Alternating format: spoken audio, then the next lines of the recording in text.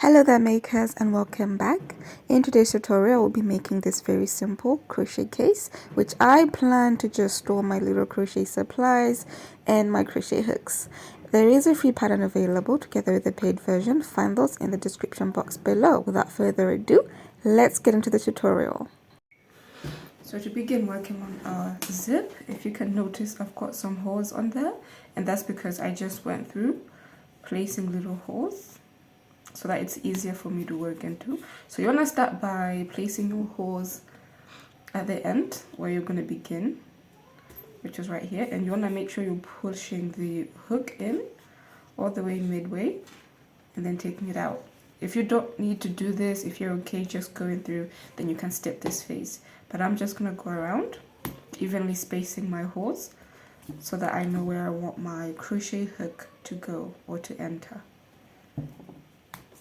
Just like so. So you can go on doing this, pause the video and go ahead, do this all the way around, or we can just skip to the next part, which is getting started on our crochet bag. So I am using a 2mm hook, which is the smaller hook. You can go smaller if you want, and I am using a DK weight yarn, as I mentioned earlier.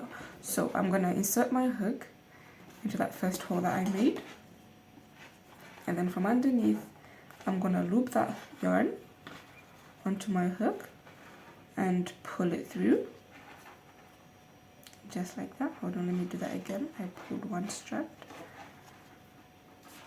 So I'm going to loop the yarn and pull it all through, just like that. And then I am going to single crochet towards the edge as I just did. And then I'm going to identify my next hole that I made. Loop the yarn. Remember, you don't want to make this too tight, so you want to make it as loose as you can. Pull it so that it's laying towards the end of that work, and then you want to single crochet just like that.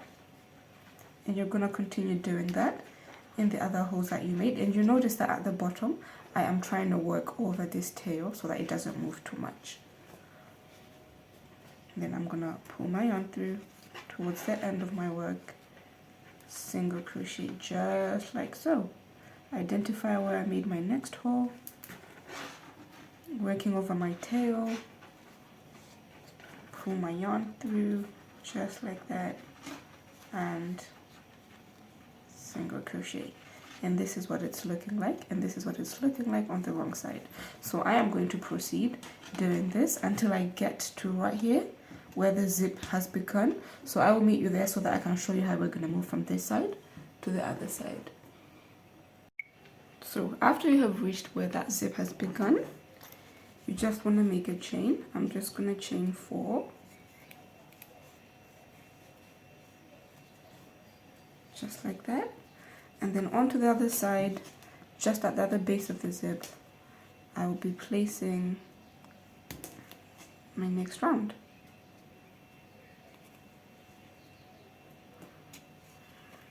Go. And I'm going to proceed for the rest of the row.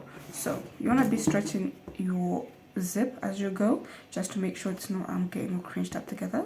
So I'm going to continue placing my single crochets up until I get to where I started, or the opposite side of where I began, and then I'll meet you there so that we can now get started on the body. So now I've made my way all the way around the zip, and I've reached where we began. So all we're going to do is make another chain of 4, like so, and then we're going to slip stitch into that very first single crochet we made.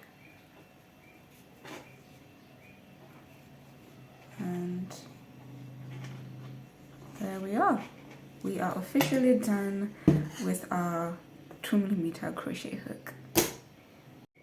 So I decided to hook down from the 4.5 to the 4mm crochet hook, since the stitches are going to be rather small to work into. So into that slip stitch that we made, we just want to chain 1, and then into that same stitch go in with a single crochet. And if you can notice, I grabbed a stitch marker because I want to place that stitch marker into that first stitch to mark the beginning and the end of the row. So now I'm going to be going into every other single crochet stitch, and I will be placing a single crochet.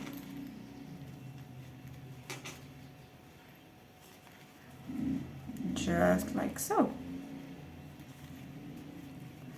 So you want to continue doing this up until we reach where we made that chain, so that I can meet you there and show you how we're going to work around that chain, and then so I will meet you right there. So I have just reached the end. I'm working into the very last single crochet stitch. So now we have arrived where we placed our chain 4, which is right here. This is the clean side of the chain. So you just want to find that chain you made, the first one, insert your hook and place your first single crochet. And you're going to do that into all 4 of the chains that we made. This is why I switched to a smaller hook, because I know working with a 2mm is going to be quite challenging. So I'm just going to grab the smaller hook so I can make those chains a bit wider so that they're easier for me to work into.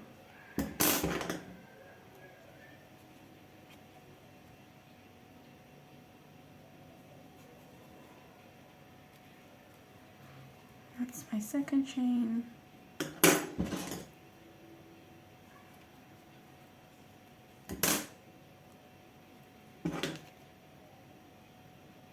That's my third. And finally, into that very last and 4th chain we made, which is this one. It's going to be the hardest since the others have kind of pulled on it.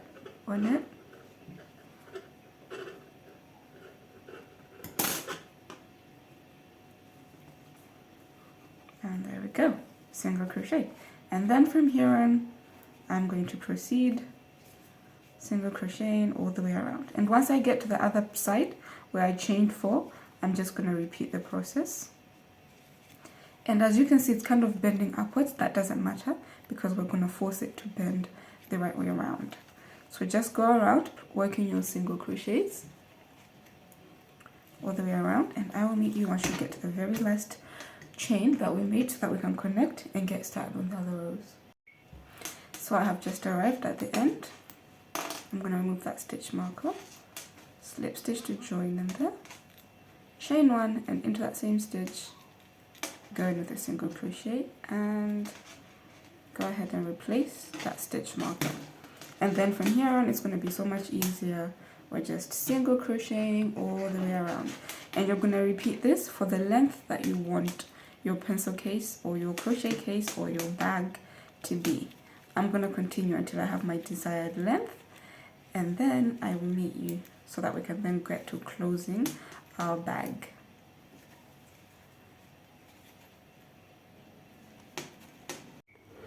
So I have finished working the rows that I need, or that I feel are enough for the bag, the purse that I'm making. So once you've got the desired rows that you want, you just want to turn the bag the wrong way around so that the zip is on the inside. Just like so. You want the zip to be on the inside, so the wrong side of the bag. So I'm just going to pull my working ball of yarn on the inside. And we're going to be closing the edges of the bag. And to do this, we'll be using our crochet hook. If you have a yarn needle close by, be sure to use it. I don't know why I do not like using my yarn needles. So to do this, all we're going to be doing is crocheting this, the side that's facing you and the side away from you. We're going to be connecting those together.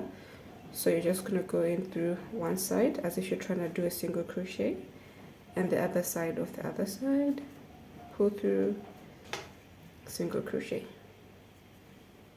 And you're going to do that for the next 2 stitches. You're just going to be single crocheting both sides together.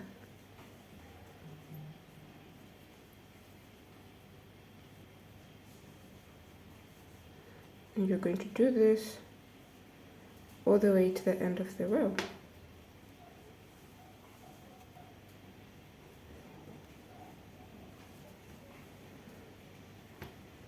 and this is what it should be looking like as you go. So I'm going to continue doing this, and let me meet you when I get to the end of the row. So I have reached the end of the row, so I'm just going to chain one, grab my scissors, and cut the yarn. And now we can flip the bag the right way around again.